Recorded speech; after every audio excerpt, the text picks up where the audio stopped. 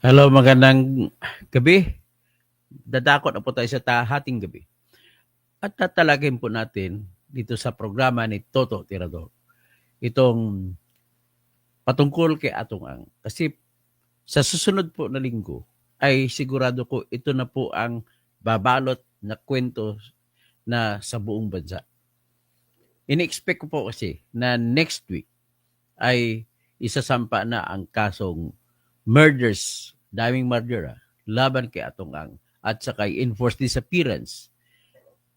O di kaya papasok ito sa crime against humanity patungkol dun sa mga nawawala. At saka patungkol naman sa 10 na nakitaan na pinatay at ma-identify lamang yun, pwede na maisampa ang 10 murder. At ang nakakita kung paano pinatay ang 10 ay mismo yung kapatid ni Dondon Patidongan na si Elakim Patidongan. Ito naman, pag naipatuloy yan, isa po ito sa maglilinis ng konsensya ni Elakim Patidongan. At konsensya din ni Dondon Patidongan na marami na siyang dining partisipasyon na pinatay at nawala yung mga sabongero. Kasama rin sa kanyang tinututukoy dyan ay yung number 1 killer ng pulis na si Colonel Urapa. Si Colonel Urapa ay naging abogado rin, nakapasa sa bar exam noong 2023. So, pwede ba siya makasuhan na ipadisbar dahil po meron siyang connection sa isabong? Kung ako sasagot niyan, antay natin na matapos itong isabong na controversy at kung matapos itong iyas ay atin ang kakasuhan. Pero huwag kayong magtataka at magulat kayo. Meron bagong 3 general aktibo sa PNP na isasama ng National Police Commission sa ikalawang yugto ng kanilang investigasyon. So, kung sino man yung 3 na yan na general, abangan natin, pero isa na dyan na-discover na yung retirado na ring general na produkto ng Philippine Military Academy na si Jonel Estomo. Okay? So, ito po, umpisa natin sa balita na nagsumiti na ng affidavit si Patidongan at saka magkapatid niya. At ito po yung pinakamatibay na affidavit laban kay Atong. Mamaya i-project natin yung balikan natin yung isa sa pinakamatibay na pruweba na si Atong at Patidongan ay may kotsabahan.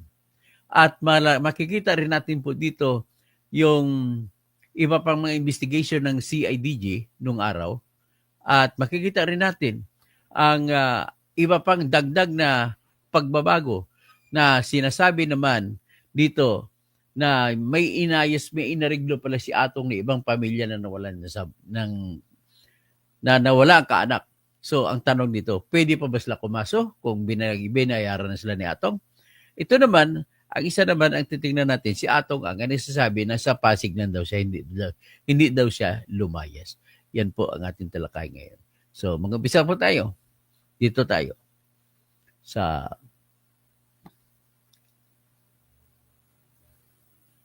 unang pag-report. Yan. May mga boto na naman na na-recover sa Taal Lake kung saan itinapon umano ang missing sabongeros. Samantala, sa kabila ng may buto na natagpuan na nakakakita isang araw, ay ito pa hindi pa na-examine kung may connection ito, kung ang buto na yan ay may DNA na magtutugma sa DNA ng mga kaanak na nagpa-testing, kaanak ng mga nawalang sabongero. naipasa na ng whistleblower sa kaso o naipasa na ng whistleblower sa kaso ang kanyang affidavit sa Justice Department. Narito ang agenda report ni Joash Malimban live mula sa Quezon City. Joash, anong latest? Naging well-known natin si Joash Malimban na reporter ng Billionaire Channel. Oo, Pinky, tama ka nga dyan. Kinumpirma kanina ng legal counsel ng whistleblower na si Julie Dondon Patidongan na nakapagpasa na sila ng kanilang official affidavit. Si Attorney Ariel Bintura. Itong nakaraang Biyernes. Kasama doon sa mga ipinasa ay yung mga affidavits din ng kanyang mga kapatid na sina Elakim at Jose Patidongan.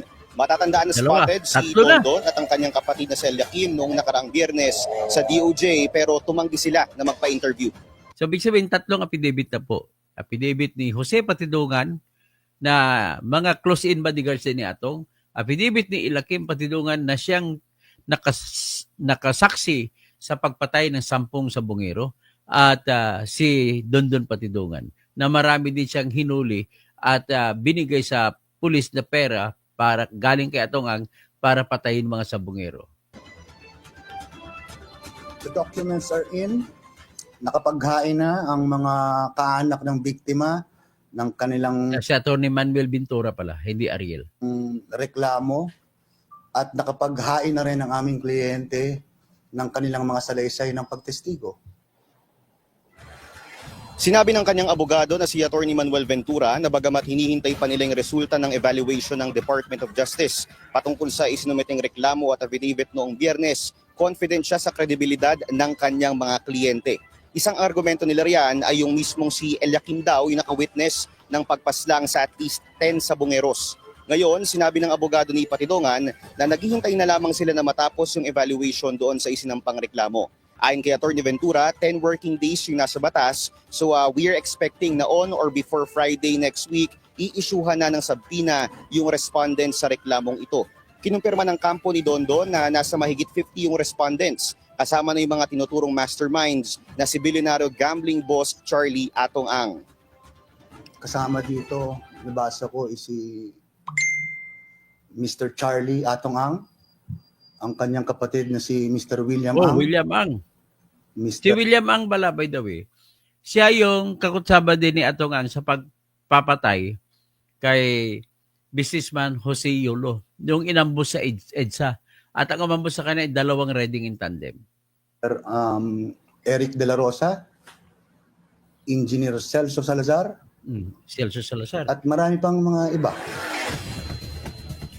Ngayong Sino yung araw, marami si kinumpirma iba? rin ni DOJ Assistant Secretary Matanong ko na, sino pang maraming iba? Isa po din si Gretchen, si Erwin Tolpo kasama din doon. Data, nakalista kasi, mismo nang galing sa kampo ni Atong-Ang na nilista si Erwin Tolpo.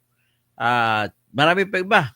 Si Mayor Bernie Tacoy, si Jonel Istomo, marami pang iba. Nico Clavano na may bagong muling sako na naglalaman ng human remains na natagpuan sa Taal Lake noong Lunes.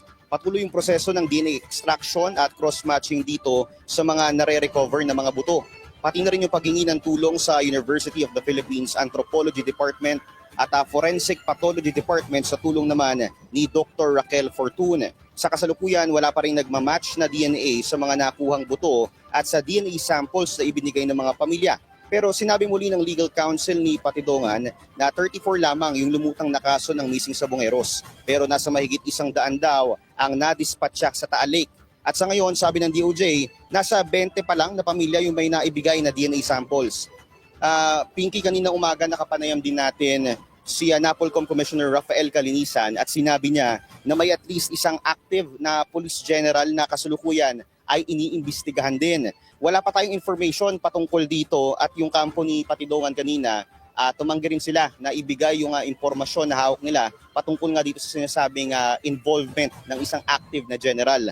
Pero ayon sa kanyang legal counsel, malapit na raw na mailahad yung mga pangalan ng mga respondents na nadadamay dito sa missing sabongeros. Oras na maidocket na kaso itong isinampang reklamo noong Biyernes. Pinky.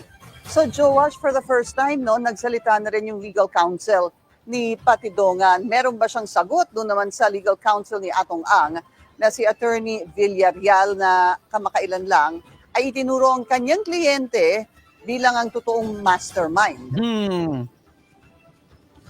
Syempre, Pinky, sinagot niya yan kanina. At sinabi niya na imposible raw na maging mastermind yung kanyang kliyente na si Dondon Patidongan. Bukod pa dyan, ang buwelta niya doon sa kanyang, umaga doon kay Atty. Villarreal, ay ina-affirm niya yung sinabi ng kanyang kliyente na ang tunay raw na mastermind ay si Mr. Charlie Atong-Ang. Pinky. Kamusta naman daw si Dondon? Meron ba daw banta sa kanyang buhay mula nang isampa itong affidavit? Pinky, yan nga yung binanggit kanina sa amin ni Dondon at kahapon daw, kagabi, meron daw umaaligid-aligid sa kanyang lugar na pinagsistayan na isang sasakyan.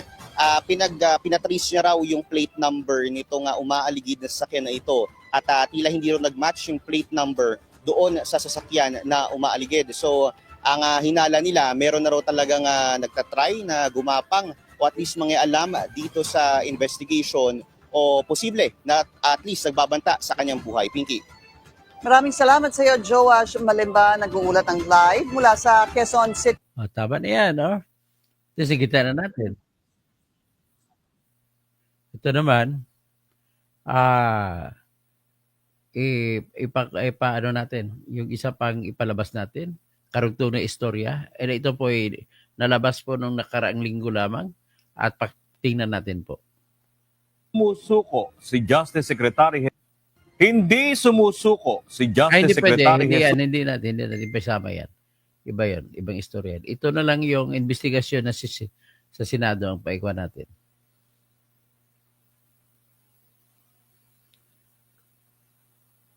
Ito siya. Si Bato. Your company. Kung wala kayo tinatago, please, pumuntahan nyo sila dito. Lalong-lalo na yun si Matiliano at saka si Bayog. Mr. Chairman, as I mentioned earlier, we were able to present them last week during the last hearing. So we are really cooperative with this honorable committee. Kaya nga, And we were able to bring some of the security personnel who were also subpoenaed. as the chairman of this committee, I am requesting you to please bring them over because their statements will be very crucial. Very Okay. crucial in this investigation. Kaya sana, request Yan ko pong sa'yo, investigation kung kaya mo Hindi lang ba dalhin to dito. Kung doon? ayaw niyo, wala akong magawa. na patuloy na I cannot commit, Mr. Chairman, that I could personally bring them today in today's proceedings, Mr. Chairman. And I believe Kumsek, word is subpoenaed. So alam mo, sinabina natin sila. Kung ayaw nila, anybody from the members of this committee can move for their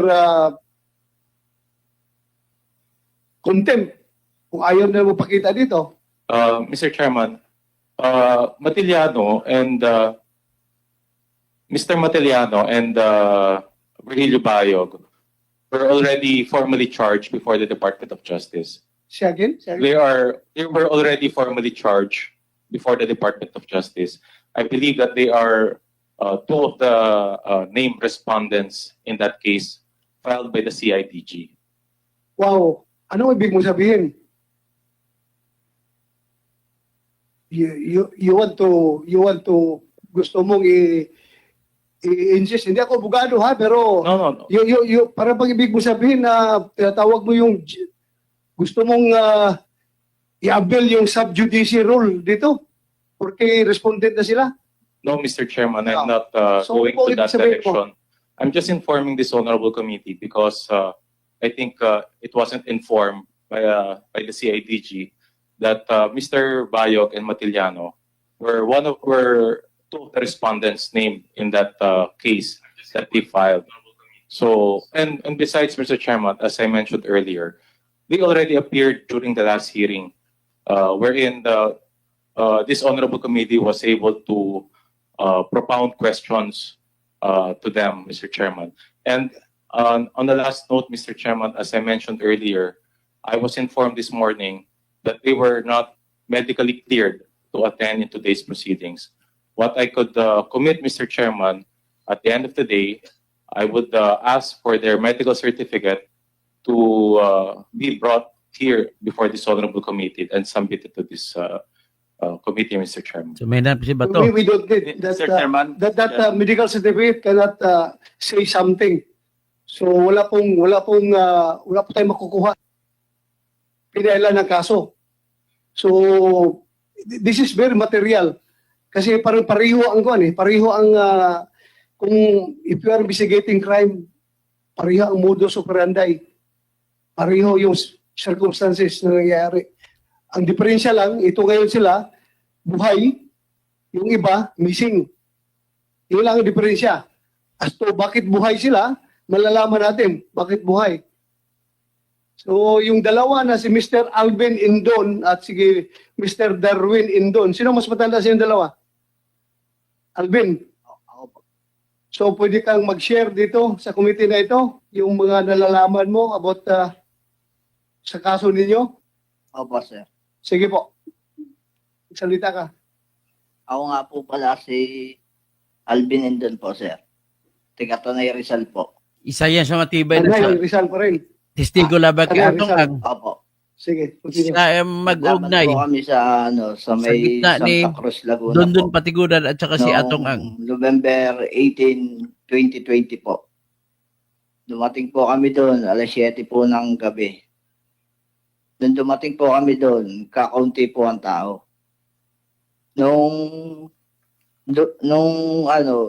Nagtanong po ako sa gwardiya, bakit po kakaunti ang tao? Nung pong tinanong po ako ng gwardiya, nung sinabi ko po doon sa gwardiya na bakit kakaunti tao, sabi, ang kaduktong po daw noon, nasa Pila Laguna po. Sa Manila, sa arena po. Kaya po ang tanong ko po sa kanila, anong oras po ang umpisa ng laban po namin? Kasi po sinalihan po namin 6-tag daytime derby po. Kaya po ang sabi po sa amin, alas 3 po ng daling araw ang umpisa po ng laban namin.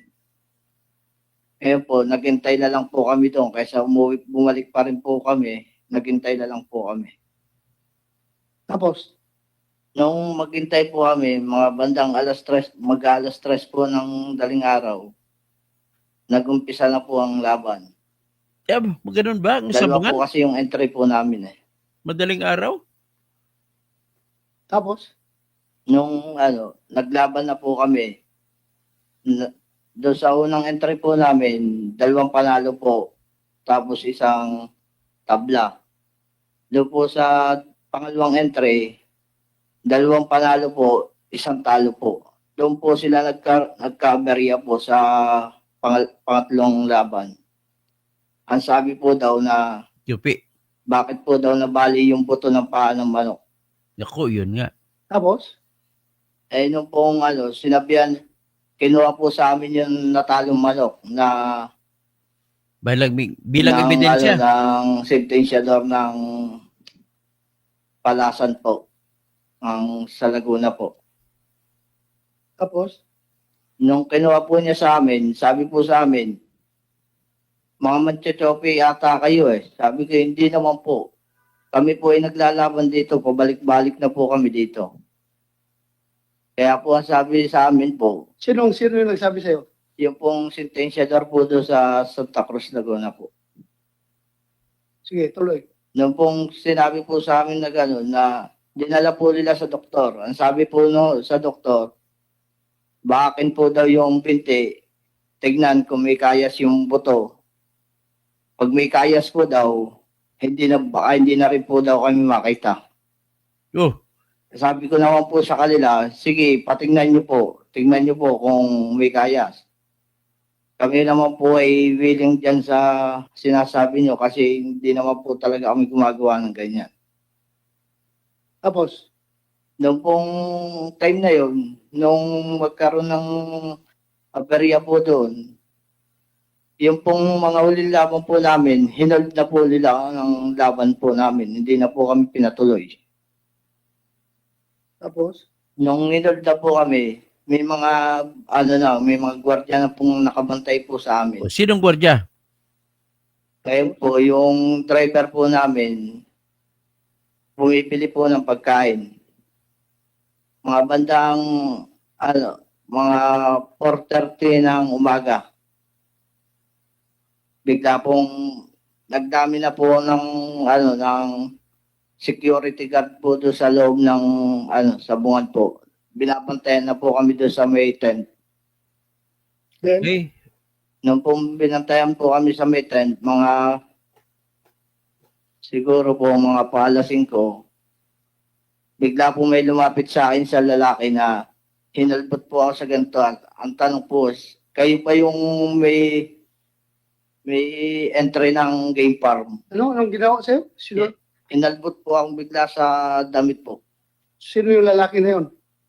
Si, ano po, alias Dondon po. Oh, yun. Dondon. Dondon Opo. Patidungan. Dito bisa sa sesyon. So, dito nga yan, ang objective ko, pinapakita ko ito. Ito po yung ebidensya na magpapakita na matibay ang koneksyon o konspirasiya sa gitna ni Dondon Patidungan at saka ni Atong Ang. Bakit kailangan ko yun? Kasi po, sa pagpipresenta ng ebidensya, pag nasa korte na, kailangan muna ma-establisa ang pagkukonspirasi o kutsabahan sa gitna ni Dondon Patidungan at ni Atong Ang bago pwedeng gamitin ang lahat ng salita ni Dondon Patidungan laban kay Atong. Yan po yung batas sa tinatawag na extrajudicial confession. Ano po yung extrajudicial confession? Pag sinabi mo extra, out. Judicial, korte. Ibig sabihin, pag-aamin na ginawa sa labas ng korte. May requirement po sa ilalim ng Constitution na matatanggap lamang bilang ebidensya yung pag-aamin kung ito ay may gabay ng abogado ng nag-aamin. At gagabayan siya na pag nag-aamin ka, ibig po sabihin niyan, sinasantabi mo ang karapatan mo na sagrado na manahimik.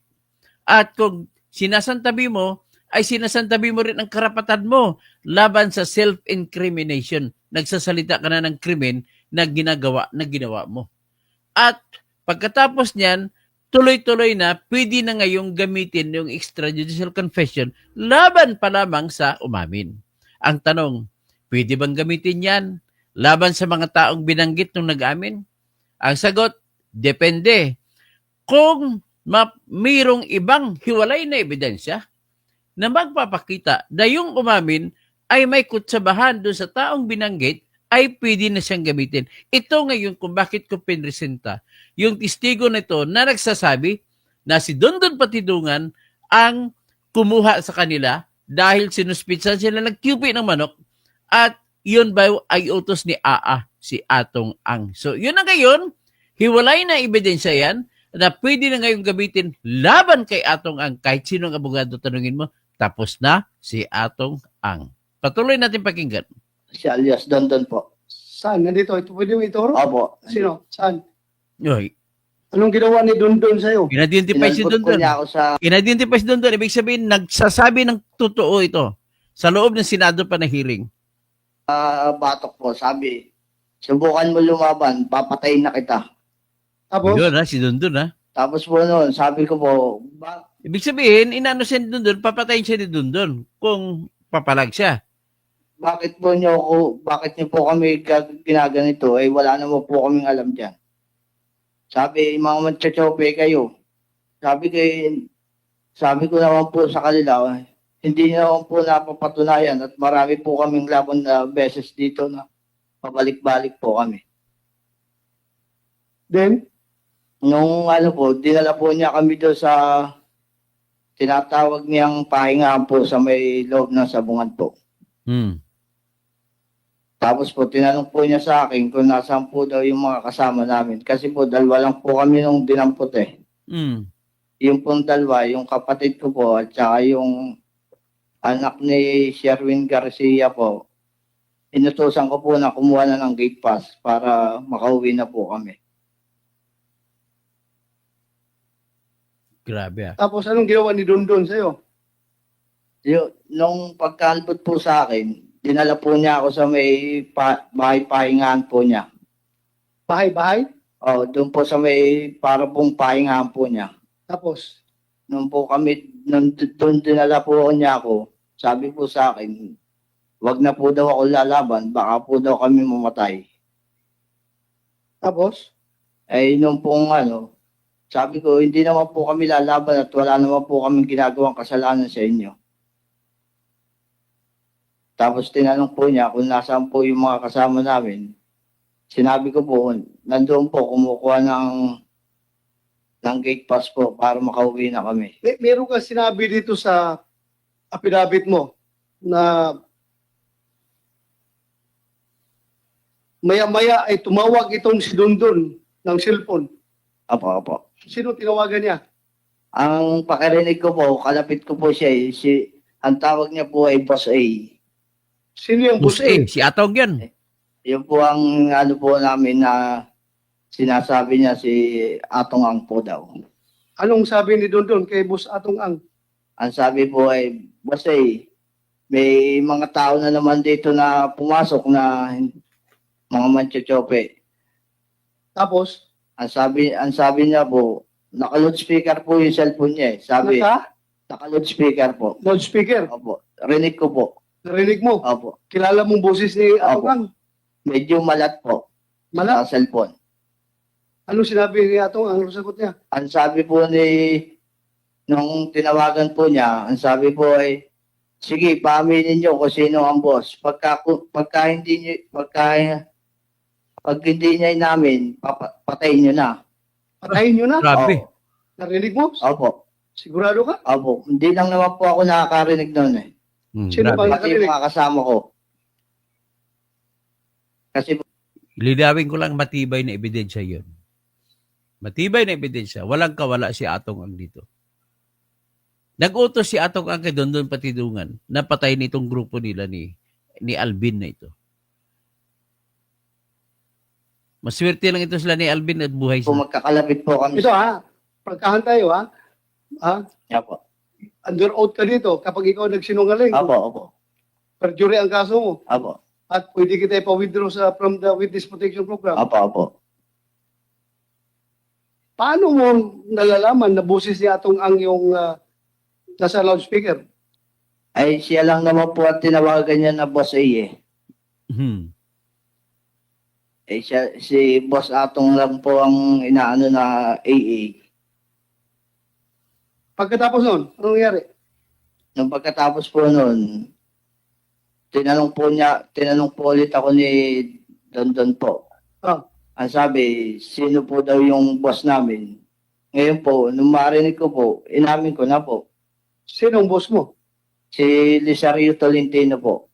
Rizalio Tolentino po. Tolentino. Opo. Then pagkatapos, Nung pong inamin ko, sinarts po nila. sandali Kumsek, andito ba si Rizalio Tolentino?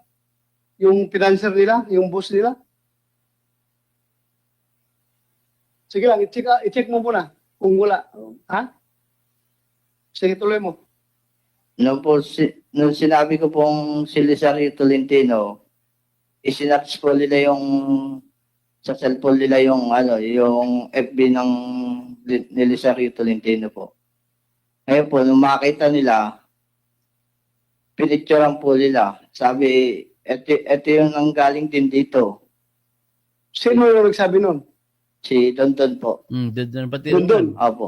Yung si Dondon, ito Patidugan. Opo. Sinong sinabihan niya? Yung pong pag-search po niya doon sa pangalan ng Lisario Tolentino, lumitaw po yung mukha ng boss ko. Oh.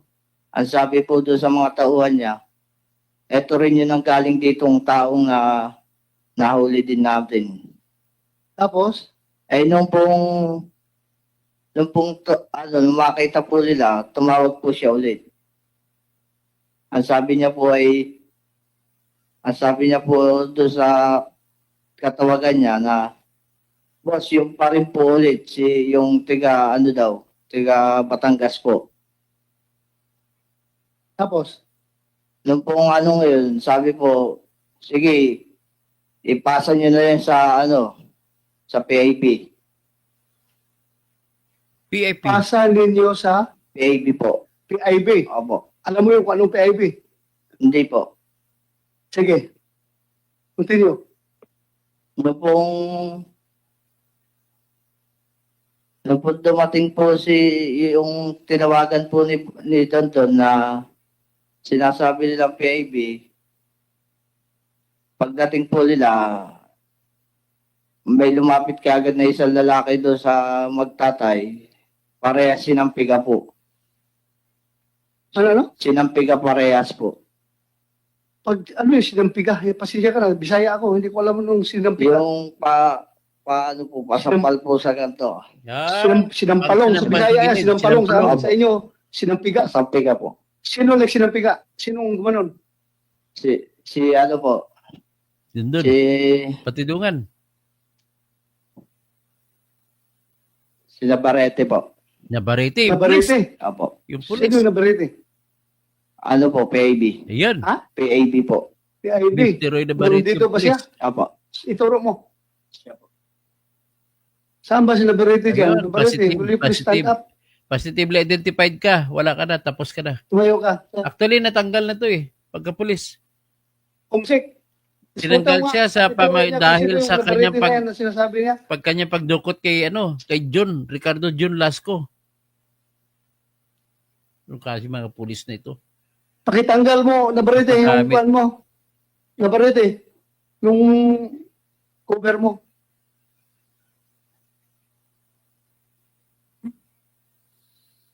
Matibay ang ebidensya. Si Navarrete ang Ano ginamit ni Navarrete Atong na ang sinasabi mo? pagdukot kay Paano John mo nalaman na Lasco Navarrete ang pangalan niya? San Pablo. Dahil balik ka muna dito, balik ka muna dito. Thank you, thank you. Balik ka dito.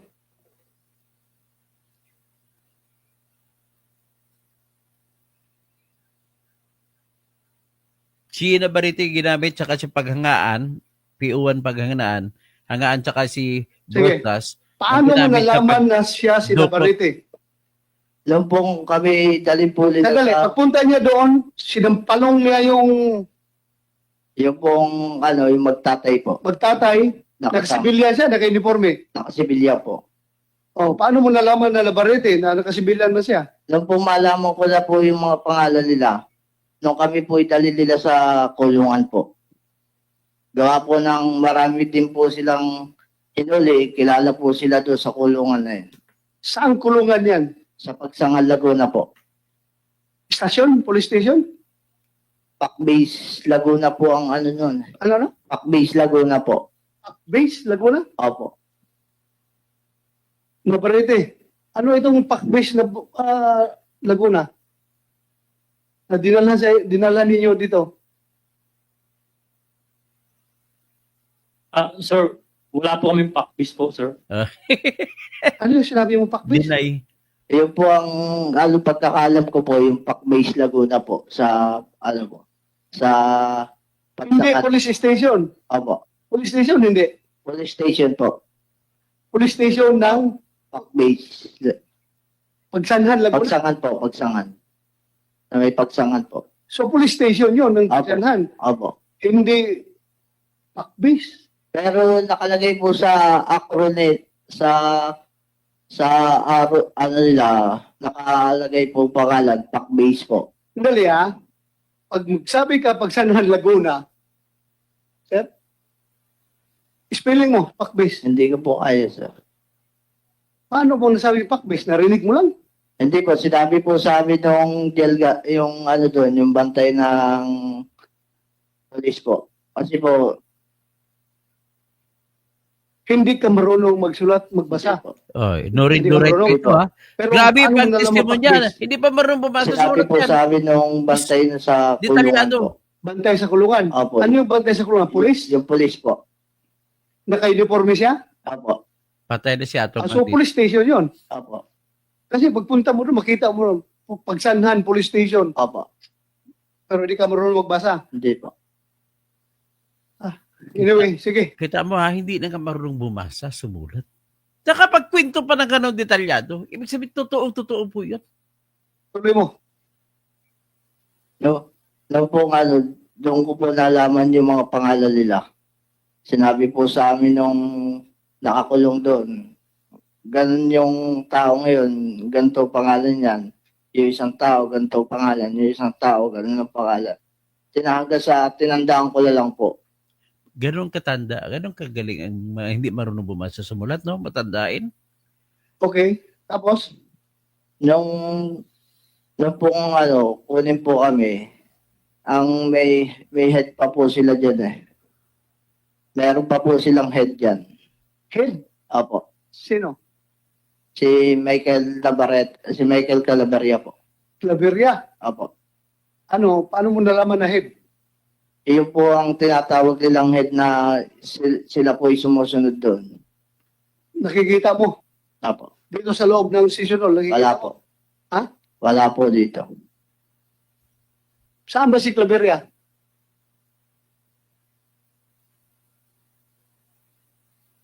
Si IDG.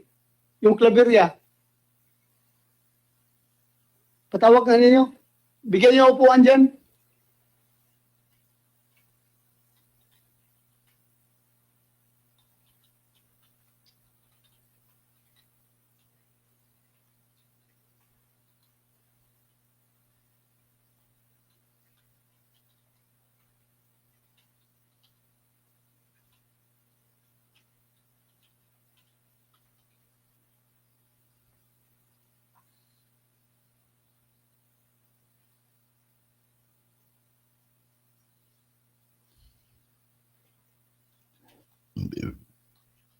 O yan, asan si Claveria?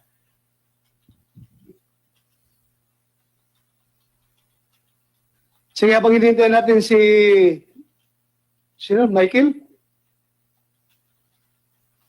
Tuloy mo muna, tuloy mo. No, no po kung kami kinuha po doon. Kasi siya po yung parang namumuno doon na pinakang under nila yung tatlo po. Noon po kami kinuha, habang kami nilalabas na po sa sabungan, ang sabi po niya sa amin, bakit si Boss Atong pa ang inyong ang inyong binangga? Patay. Hindi nyo ba alam, pader yun? Dapat hindi, iba na lang ang binangga nyo, hindi na yun. Sino nagsabi niyan? Si Michael Calaveria po. Claveria. Andiyan na, Claveria, wala pa. Nandito na po, Your Honor. Ayan, si Claveria. Ikaw si Michael Claveria. Anong ranggo mo? Police Master Sergeant po. Ikaw ang team leader ng Provincial Intelligence Branch ng Laguna? Hindi po, Your Honor. During that time po, si Police Lieutenant Henry S. Sasaluya po, Your Honor. Henry S. sa Pero salon. ikaw yung pinaka-senior ngayon. Yes. Yan. Yes po. Sandali. Mag-out ka muna. Please. Pakitaas lang po ang kanang mic. Do you swear to tell the truth, the whole truth, and nothing but the truth in this investigation? Thank you. Please exit.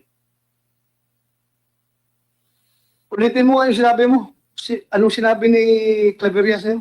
Nung po sinabi po sa amin ni Calaveria po na habang nilalabas po kami sa sabungan, sinabihan po niya kami na bakit si Boss Atong pa yung pinagka namin. Bumangga po daw kami sa pader. Sabi na, Tapos? ang sabi ko naman po, nag-ano na lang po ako na, sabi ko, hindi naman po kami ng chochope eh. Tapos sabi sa akin, hindi mo ba alam? Tumawag sa akin si Boss Atong. Sino Atong? Binibigyan lang ang isang ulo nyo na 5,000 isang ulo. Nako, 5,000. Ano ibig sabihin ng 5,000 isang ulo? Papatayin po daw kami, 5,000 isang ulo po. Totoo yan, sinabi mo yan, Claveria? Siyempre hindi. Hindi po, Your Honor. Alam ka naman aminin.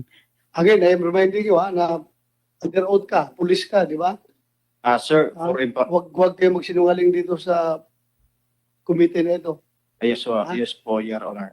For information po sa everyone, Your Honor, I would like to inform na nandito po na ito si Alvin Inden po, Your Honor. Nahuli na po yan way back 2015. Mamaya na, tatanungin kita tungkol dyan.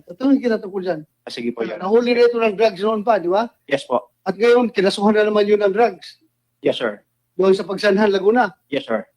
Pero hinuli ninyo doon sa Sabungan sa Santa Cruz, Laguna. Hindi po, Your Honor. It was a legitimate operation po, Your Honor. It was legitimate operation po sa ng bypass. O, ano na? Yes, sir. Alam mo, magprangkahan tayo dito. Excuse me, Your Honor. Since ako naging chief PNP, sabi ko sa inyo, I am your number one friend. You are performing your duties properly, legally. Magpakamatay ako sa inyo. Didipinsahan ko kayo till death. Kapag ginagawa ninyo yung trabaho ninyong matino at legal, isusugal ko yung buhay ko para sa inyo. Pero pag kayo naman ay gumawa ng kalukuhan, illegal, okay, I am your number one enemy. I am your number one enemy. Yan yung sabi ko sa inyo noon pa eh. Kaya sana huwag tayong maglulukuhan dito. Ha? Yan lang sa akin. I love you. You are my men. kabaro ko kayo for how many years? Pareho tayong uniforme. Pero pag kalukuhan ang ginamit ninyong uniforme sa kalukuhan, goodbye. I am your number one enemy. Okay. Ano Pagkahan pa? kayo.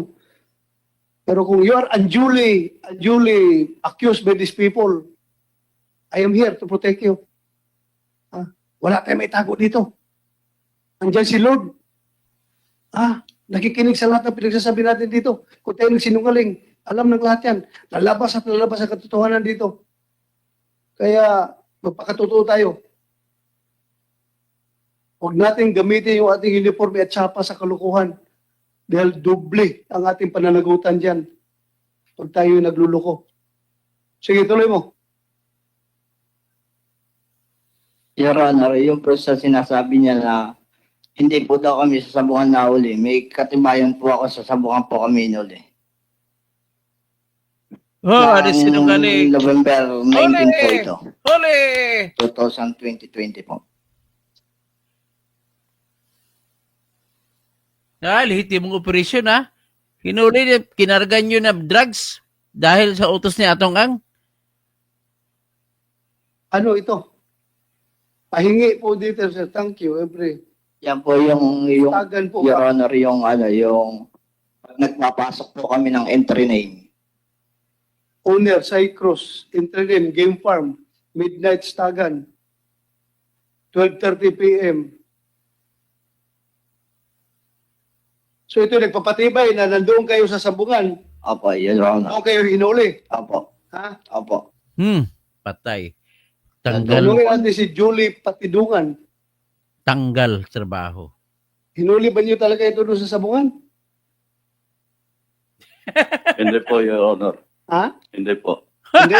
Opo. So sino kayo na nagsinungaling? Saka, Your Honor, yung sinabi niya kanina, O si nasabi Julie, niya, post daw yung kausap ko. Di minsan, Ito si Julie Patidungan, nang kakampi pa siya ni Atong Ang. Ito yun siya. Tingnan, pansin mo yung abogado niya si Raymond Porton. Naku, si Raymond Porton pala, kakampi ni Atong Ang. hindi ko tinawag si Mr. Atong Ang ng boss A. Amo po ang tawag ko sa kanya, Your Honor. Pero Sino ngayon, ngayon na nagsinungaling? Ikaw o siya? ngayon, bago na yan, Julie, ha? Ngayon, kalaban mo na si Atong Ang. Lahat ng sinabi mo noong araw, iba na. Your Honor, excuse me, Your Honor. Yes, go ahead. Kanina pa po nababanggit ang pangalan ko. Pwede po pong magsalita rin naman ako. Yes, Kasi right. part of the conspiracy yan eh. Yeah, you have the May floor. expect sa inyo. Yes. Marami pong salamat. Si Kanina po. Atong Ang. Ah, Si Atong Ang. dalawang hearing na po tayo. Pangatlo na po ngayon. Tingnan niyo po itong, Si Atong Ang. importante po itong sasabihin ko. Tingnan niyo maigi. Okay. Kung bakit lagi involved si Dondon. Si Dondon po, siya lang ang nagmamaniover ng lahat ng farm ko sa construction. 2 to 3 years na siya nag-aasikaso. Ladies and gentlemen, pag-aamin ni Atong, na matagal niya nang kasama si Dondon Patidungan, ito na ngayon ang number one evidence na kailangan natin para matatanggap na ng husgado ang lahat ng sasabihin ni Dondon Patidungan. So, ang daming farm yan. 3, 4 na farm. Kung titignan nyo, dalawang Senate hearing plus ngayon, ang question kung sino-sino nilalabas sila, biktima ba silang lahat? Ang media, lagi nakafocus na kami lagi, hindi lang kami kumikibot, pinapanood ko lang kung ano nangyayari. Talaga bang si Butch Inonog, innocente ba? Or biktima? O ano? Mr. Atongang, I just would like to remind you na kaya nakafocus sa inyong investigasyon dahil naturalmente doon bago nawala yung mga tao doon sa sabungan ninyo. Yes, Your Honor. Before you want to destroy the credibility of whoever, kung anong klaseng tao si Inunog, I just would like to tell you na kaya nakasintro, baka sabihin mo na kayo lang ang pinagtutukan. Kayo talaga. Sa inyo talaga nakatutok ang investigasyon. Hindi ko po sinisira credibility niya. Pwede po tapusin ko lahat. Sige. Makikita niyo po ang conspiracy rito. Sige. Gusto niyo pong malaman Yeah, yung go ahead, conspiracy. Go ahead. Ito naman ang ebidensya sa totoo lang na walang kinalaman si Bato sa sabungan ni Atong. Yeah, go ahead with the conspiracy. Patapos na kasi mahaba-haba konti lang to pero andito lahat ng laman.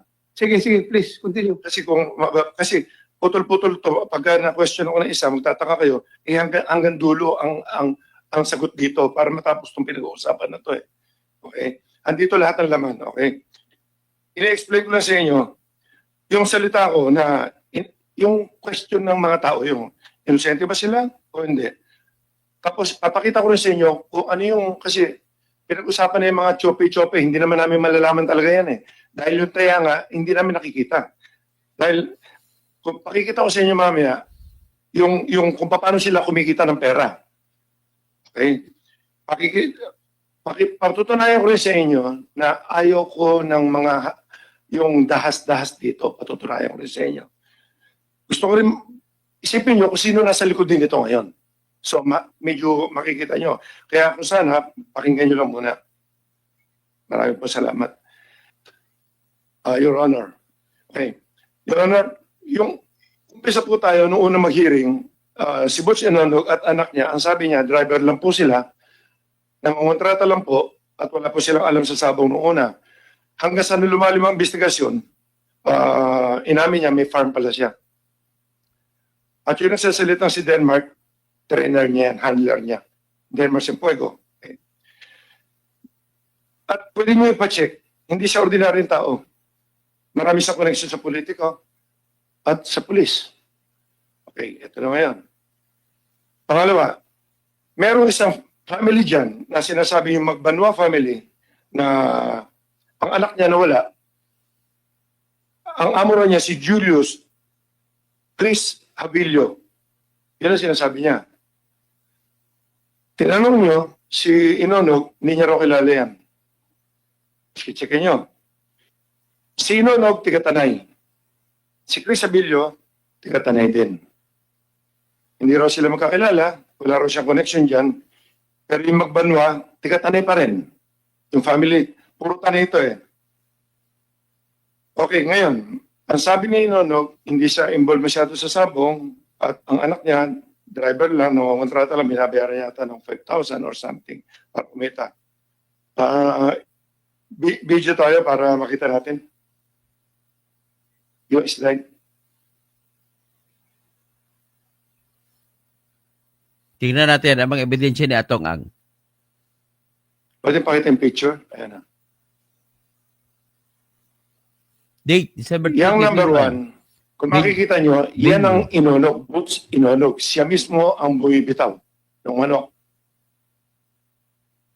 Hindi siya small time. Yan.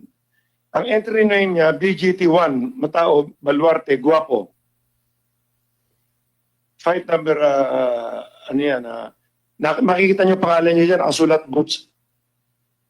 Isa siya sa owner. So, yung sinasabi niya hindi niya alam, yan, okay. Matagal na hindi yung siya sasabong talaga. Number 2. Si Bernie Takoy. Nakikita niyo si Inonog na andun doon sa likuran ni Lito Guerra na kasama niya, magkakasama sila sa entry yan.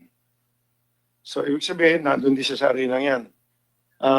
December 20, 2021. Number 3. Siya pa rin ang bumibitaw niyan. Si Inonog pa rin. Inaano kasi na hindi ako naninira. Tingnan niyo lang maigi. Ito na ngayon ang papakita ko sa inyo na sinasabi niya. Ito ngayon. Kinuha lang namin to sa sa makina namin. Dahil lumabas yung pangalan, malalaman lang naman natin Yung Chris Habilio, Julius Habilio, tatlo yung Habiliong yung brothers na yan. Na sinasabing financier. Sabi ni Inonog, wala rin sa kinalaman dyan, hindi niya kilala. Pero tiga-Tanay, same barangay, pare-pare sila. Okay? Tingnan niyo yung number 4. Slide number 4. Pag titingnan niyo yun, December 20, 2021, sa Manila Arena, ang entry nila BGT1, yan yung binibitawan ni kanina, ni Onong na picture. Team BGT1, Baluarte, Guapo. Ang owner, Butch. Tignan niyo yung posta nila. Yung posta itong sila Habilio, sila Julius. Ang pusta nila, lahat, 600,000. pumupusta lang sila doon sa manok na kalaban ni Inunog. Yung binibitawan nila. Meron sila Inunog ng dalawang resultado to, number 225 at 249. Meron ang manok ni Inunog, wala ang pusta nila Julius, nila Abilio. All in all, yung araw na yun, ang kinita nila 1,194,941. That was sa December 2020. Okay. Number 5. Mhm. December 28. Hindi raw sila magkakilala. Record ito ng kaya at DGT1 na naman. Tingnan niyo, Ito na Mikey. naman ni Inonog. Ibang araw to, December 28. Okay. 4 na laban niya. 200, 208, 229, 240. Lahat ng pusta ni Julius na hindi niya kilala, nasa wala na naman. Ang kinita nila nung araw niya, 969,000. Mhm. Okay. Kailan namin na-check to? Pumusta sa wala. Dahil nga, may nakita kami pangalan. Hindi namin ma-check talaga yan dahil wala kang pangalan yung mga iba dyan. December 21, the next day, may dalawa na naman silang manok na nilaban.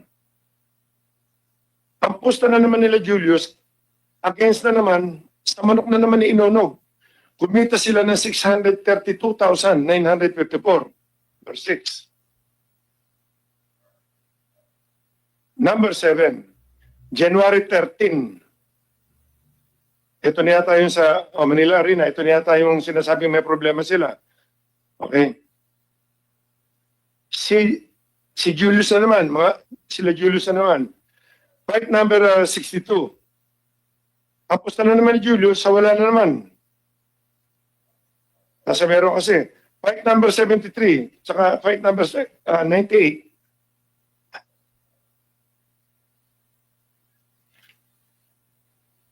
Isang sultada pala, isang laban, laki ng kinikita.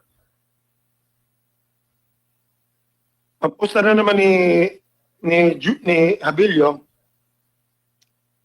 sa meron naman. So all in all, ang tinamaan na naman nila nung 13, 2,450,200. January 13 ulit. Ito pa. Kasabi nito, mayroon pa palang Laguna. JMJ Brothers, sariling entry ni Julius Abilio. Kinontra niya mismo ang sarili niya entry. Yun. Klaro yun. 250,000. Bakit mo kinalaban sarili mo? Ano ginawa niya? Kinontra?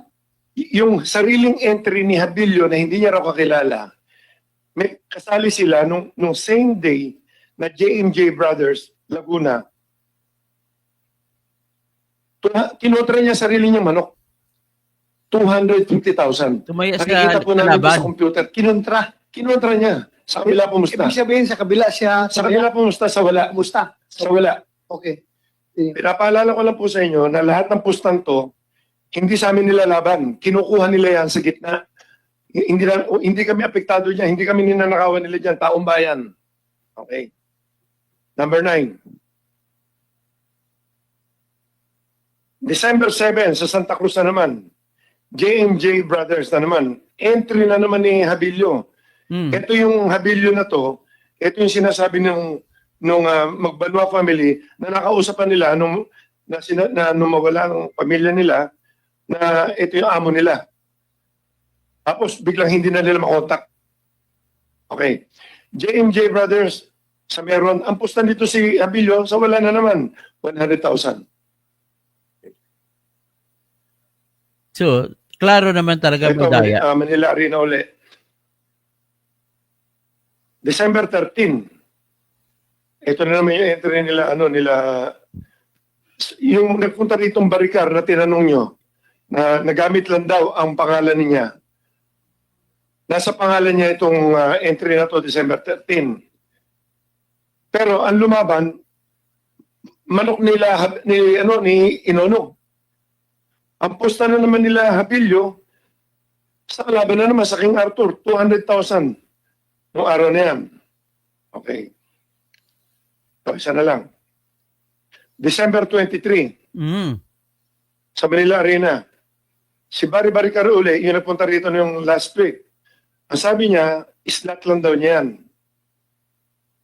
Ang sabi niya, ginamit lang yata nila, inunog to. Tignan niyo ang pusta niya, ang pusta rito ni Abilio uli, ang daming internet, ang daming sultado nito. 108, 151, 179, 221, saka 243, 255. Lahat ng pusta nila sa kalaban. Kumita sila ng 2,595,980. Grabe na. So, Nataya ka pag naman. na-check lang namin, sa loob niyang ilang araw na yan, ang kinita nila is 8,447,831. Ngayon, number 12. Yan po yung tatlong habilyo na sinasabi niya hindi niya kilala. Tigatanay din yan. Oh, Pare-pareho silang tigatanay. magkakapatid ah. Number 13. O yan yung ID niya. Habilio. Julius Nestor Habilio. So, pinakita ko lang sa inyo kung ano yung system ng mga pandaraya, yung mga sindikato. Isa lang yan sa na-identify namin na sinasabi po ni Inunog na hindi niya kilala. Pero tignan nyo kung pag-aaralan ko, kasi ako nga ang nakakaalam ng mga gaming na ganyan, makipag-usap lang siya sa maraming ganyan. Tatayaan nila lahat ng makina, iba-ibang account. Yan yung sinasabi nila nung una na hearing, hinahanap nila 200 million. Sino naghahanap ng 200 million? Sila Inunog ba? Sino? Meron sila sinabing 200 million na si IDG dati. Ilan yung tinitimbrihan na yan? Ang tawag doon timbre. Ilang financer yan? Hindi ko ma-check yung mga iba, Your Honor. Dahil hindi ko naman nakita yung mga pangalan eh.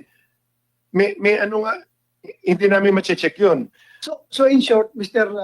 Atong Ang, gusto mo talagang yung presentation mo kayo na klaro yon na involved sa panunyupi yung mga Habilio brothers at Inunog.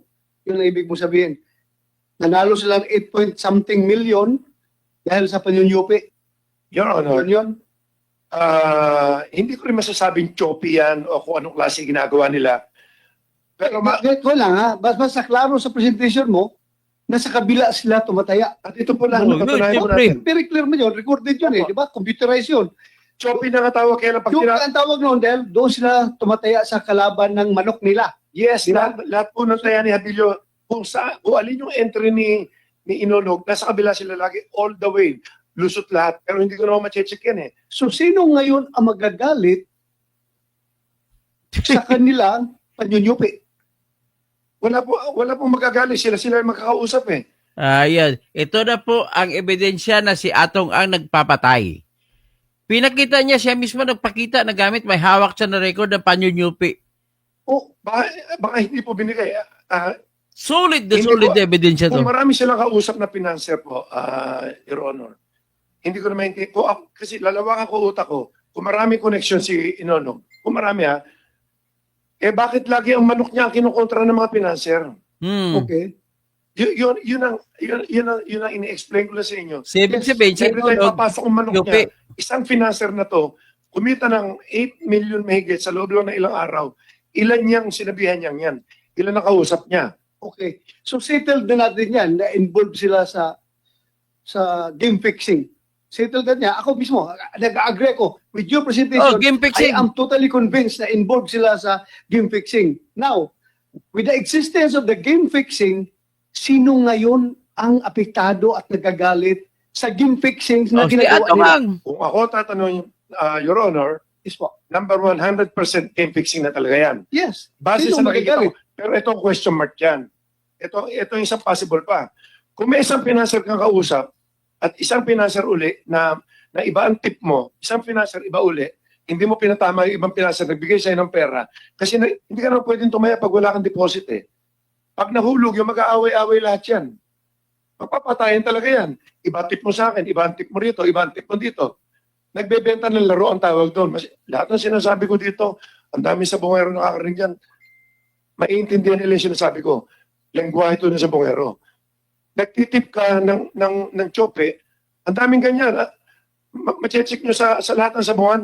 Sa buong Pilipinas, pag may tsope, ginugulpi talaga nila eh. So, sa sinasabi mo na yan, parang sinasabi mo na itong nawawalang 34 na tao, most likely, ang responsable sa pagkawala nito ay itong mga involved sa game fixing o yung tinamaan ng game fixing or Ang isang handler, para saktan mo, para mawala, is either nagamit mo or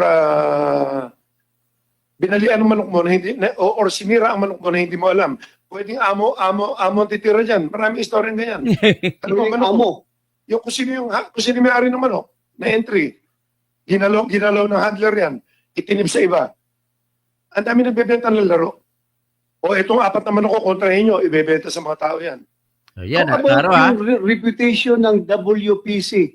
Hindi ba masisira ang iyong palaro dahil may nagiging fixing doon sa amin po, WPC? kaya kami ang number 1. Dahil yung pang-inspect namin, from tare, from entry, tsaka kami, bihira, hindi, halos buong Pilipinas ang umi-entry. Luzon, Visayas, Mindanao, magkakilala kami. Nakakapasok lang, hindi kilala, every Monday at o Thursday, yung tinatawag na invitational. Or, ang manok nila, sabi nga nila Baricar, na wala silang manok ngayon, araw nila, ang tawag doon, nag-finance ng iba. Ngayon, yung finance mo, pag sinyope, hindi mo na malalaman. Sa amin naman, sa kumpanya namin, Your Honor, hindi kami affected, pero binabantayan namin talaga yung integrity ng ano namin. Ang kailangan, para lumaki ang isang negosyo mo, kailangan pag tumama ang tao, bayad ka agad. Yun ang number 1. So, klaro sinasabi mo na regardless kung may mangyayaring panyunyupi sa mga sabungan mo, madiscover nyo yun na panyunyupi, hindi ka galit. Hindi ka interesado sa kanila. Wala ka makialam. Panyupi kayo naman nyupi, bahala kayo dyan. Wala ka makialam. Sa akin po, Mr. Chairman, yes, Senator. Relevant ito. At one time or another, mga investigador tayo, di ba? Senator De La Rosa, myself, General Cruz, General Carlos, mga pulis na nandito. No? Di ba pag nag-imbestiga tayo, 3 agad yung tinitingnan natin, di ba? Motive, opportunity, means. Maliwanag yan, di ba? Basic. Ang gusto ko malaman, yung opportunity saka yung means, medyo na-establish yun, di ba? May oportunidad, tapos meron ding means to commit the crime. Interesado ako, anong nakita niyo motive dito, CIDG? Parang hindi maliwanag sa akin ano yung motive. So, ano yung na-establish yung motive? Kasi you have come to a point that you have already referred the case to the DOJ, di ba, for preliminary investigation. Ibig sabihin, establish nyo na lahat. Ano yung motive? Sir, with regard to the case in Manila Arena, we are only basing on the testimony of the witness or testimonies of the witnesses. And of course, sir,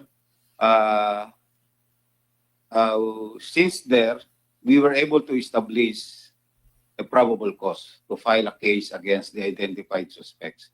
And although sometimes there are cases being cleared or solved by the police or by the CIDG, but still the motive is still unknown. So for as long as we have secured a witness or an evidence which would warrant the filing of case against an identified suspect, so we go on with the investigation and file the case before the prosecutor's office. But the that motive could weaken your case, can ha? still be unknown, sir. If you are missing the motive, that could weaken your case. Well, it could go past the probable case threshold. Yes, sir. Pero remember, pagdating sa court, guilt beyond reasonable doubt ang hinihingi natin. Yes, sir. And if you're not able to establish the motive, it could weaken your case pagdating sa court. Yes, sir. So it's important that the motive is established. Yes, sir. Di ba? Sino may motive Yes, sir. That's the reason why we continuously gather more information, sir. While even though the case is submitted before the prosecutor's office, the CIDG investigators would still continue gathering more evidence and witnesses to finally establish or to finally find out the real motive of the case, sir. And isang may pursue niya to give you the motive is a pattern. Kasi maraming cases ito 8 eh. Sir, of Pag course, establish yung pattern, you can establish the motive, hindi ba? that's also one way of establishing motive in the case, sir. So We also right use that, now, sir. as we speak, there's no motive yet. So, No ang motive tanong, has been established. sino may motibo None na yet, sir. magwala Thank na you. sa bungiro? Thank you, Mr. Chairman. Your Honor, tuloy Thank, ko thank to. you, sir. Thank you, thank you. Tuloy ko po to. Makita niyo yung conspiracy rito. Your Honor, natapos ko na itong isa yung tukol sa game fixing para naintindihan nyo na kasi lagi natin napapag-usapan yan. Number 14 na tayo. Si Don Patigonan or Julie Patigonan, tagal ko na rin tao pero sinasabi ko nga sa inyo na sa construction niya, sa buong sila nag-aasikaso. Pinagkakatiwala ako siya sa mga construction namin talaga kasi sa pera maayos yan. Okay. Tignan nyo ito.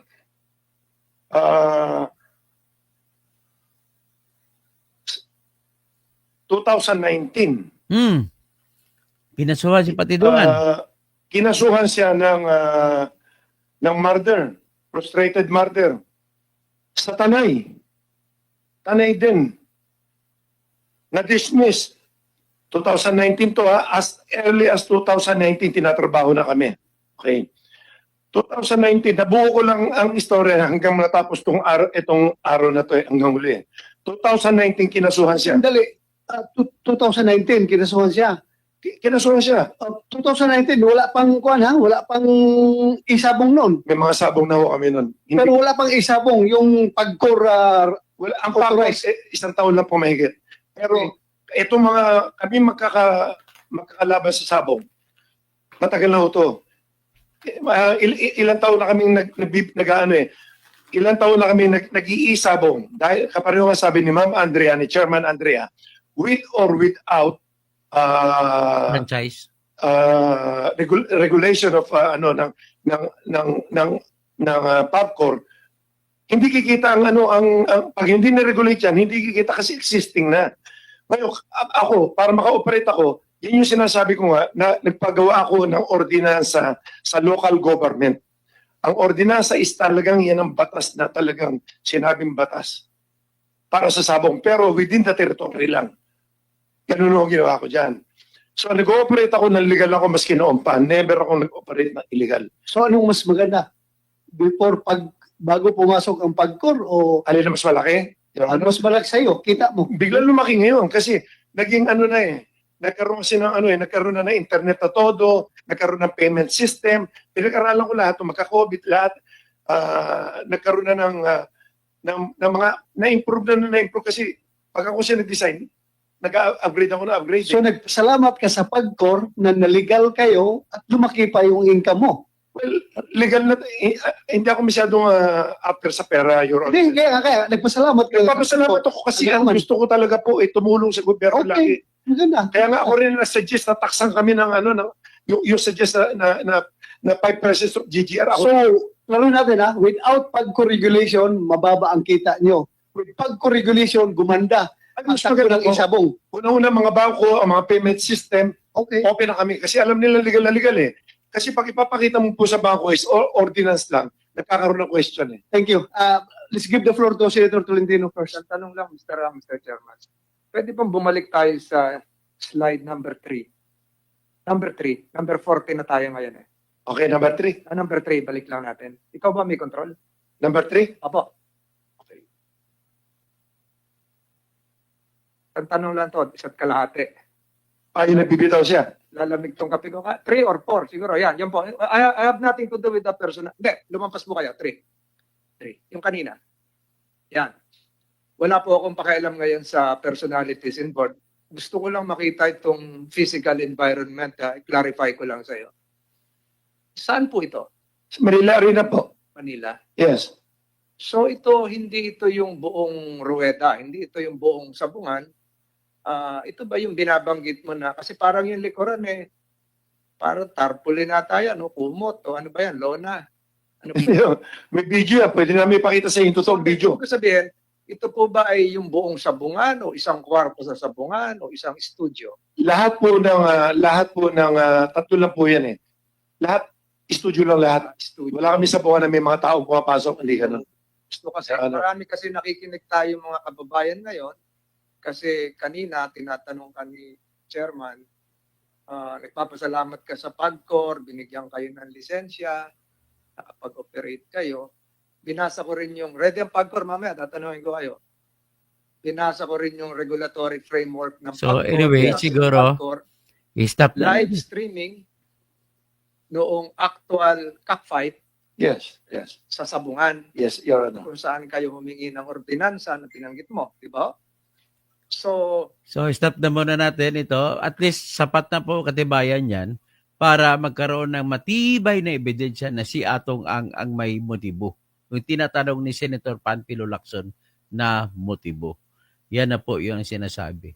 So, hanggang dyan na lang ang ating presentasyon at mahigit sang oras na. At least, nagkaroon tayo ng establishment to. Dito pa lang ay solid na makukumbik na to si Atong Ang. So, ATC General, dapat imbestigahan ni Erwin Tulfo yan. O, sakali, malalaman yan. Remember, pala siya, isa kasama siya sa Alpha Group eh. Si Ben Recamador, pina-appoint ni Atong na deserve na itapon sa LEC. Yan na ngayon ang ebidensya laban kay Atong. Pinapakita bakit siya masyadong interesado. So, Ben Recamador, nakita nyo kung paano gawa ng kwento mga biktima sa drug war. Argo host, hindi naman list guilty si Patidungan. Bakit naging witness siya? Kung ikumpara mo kay Atong, mas list guilty si Kwan, si Patidungan. Ben Recamador, pang-online yung laban, 24 hours ang postahan, tama po kayo. Jupa Gasol, Dan Tamsak, Ben Recamador, Jupa Gasol, Rudy Rabi, so nakita niyo, Zia Katubig, Rudy Rabi, si Ben Recamador, sino po ilang Manifort, good evening po, Dr. Kasi Akatutok Tirador. Ang galing mo talaga magpaliwanag. Okay, so yan naman, ang ating nakita na sa ngayon, matibay na ang ebidensya ng motibo laban kay Atong Ang na siya talaga nagpapatay ng lahat ng mga nawawalang sabungero. So magandang umaga po sa inyong lahat.